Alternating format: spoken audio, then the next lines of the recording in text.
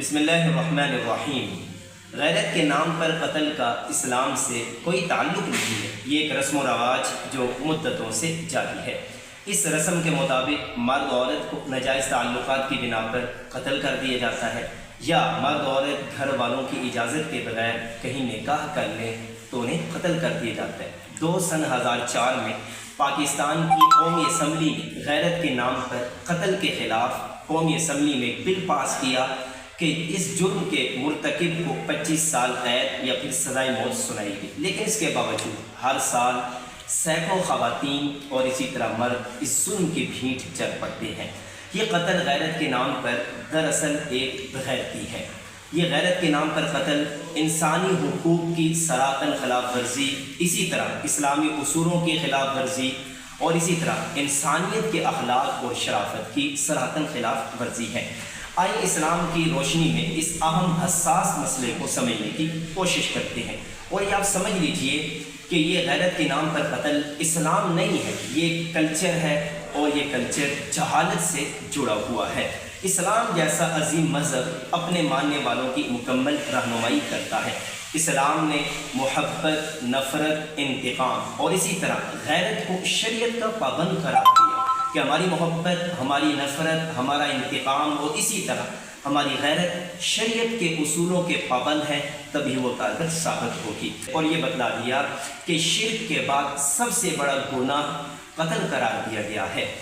زمانہ جاہلیت میں مشرکین بچیوں کو زندہ درگور کیا کرتے تھے۔ آج کے دور میں بچوں کو زندہ درگور کرنے کی بجائے انہیں اس طرح ظلم و تشدد کی بھیٹ چڑھا دیا جاتا ہے۔ اللہ تعالیٰ پارہ نمبر 30 سورہ تکویر میں ارشاد فرماتے ہیں بِأَيِّ ذَنبٍ قُتِلَ، کہ وہ کل قیامت کے دن یہ زندہ درگور کیا بچیاں اور یہ غیرت کے نام پر اس طرح ظلم و تشدد کی بھیٹ چڑھی ہوئی خواتین یہ ضرور کہیں گی کہ ہمیں کس جرم کی پاداش میں قتل کیا گیا ہے۔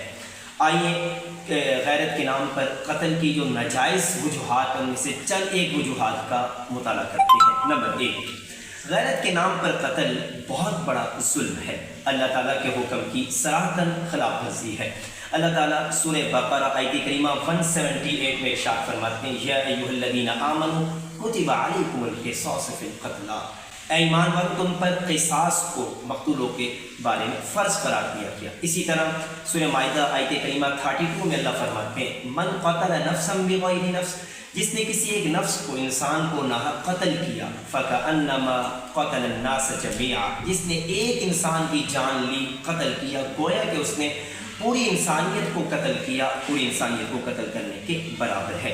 اسی طرح غیرت کے نام پر قتل کی ناجائز دوسری وجہ یہ ہے کہ سیرت طیبہ سے ہمیں اتنا پیارا سبق ملتا ہے۔ حضرت سعد رضی اللہ تعالیٰ عنہ نے جب پیارے آقا صلی اللہ علیہ وسلم سے ایک کوسچن یہ سوال کیا کہ کوئی شخص اپنی بیوی کو زنا کی حالت میں پائے کسی اور مرد کے ساتھ تو کیا کرے، اسے قتل کر دے؟ پیارے آقا صلی اللہ علیہ وسلم نے فرمایا ساتھ اسے وہ قتل نہ کرے۔ گویا کہ آپ صلی اللہ علیہ وسلم نے غیرت کے نام پر قتل کو ممنوع قرار دیا ہے۔ اسی طرح غیرت کے نام پر قتل کے ناجائز ہونے کی جو تیسری وجہ ہے وہ یہ ہے، اور تو اور اپنی بیوی کو کسی اور مرد کے ساتھ زنا کی حالت میں پانے کی صورت میں اسلام نے اسے منع بھی قرار دیا کہ اس قتل بھی نہیں کرنا، بلکہ سورہ نور میں اللہ تعالیٰ نے حد لعان کے اس ٹاپک کو ذکر کیا۔ یہ حدیث پاک میں حضرت ہلال بن امیہ رضی اللہ تعالیٰ عنہ کا مشہور ٹاپک موجود ہے، جو میرے اور آپ کے لیے بہترین میسج ہے۔ تو آج کی اس گفتگو کا خلاصہ یہ ہے کہ اپنی بیوی، بہن، بیٹی، اسی طرح یا اس کو کسی مرد کے ساتھ زنا کی حالت میں پائے جانے کی صورت میں قتل بالکل درست نہیں ہے، شرعی طور پر اسے ناجائز قرار دیا ہے۔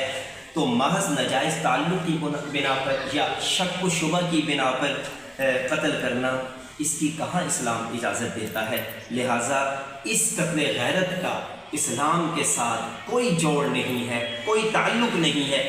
یہ بدبودار رسم زمانہ جاہلیت کے ساتھ جڑی ہوئی ہے، اس کی اتباع کسی بھی مسلمان کے لیے جائز نہیں ہے۔ اللہ تعالیٰ ہم سب کو صراط مستقیم پر چلنے کی توفیق عطا فرمائے، آمین۔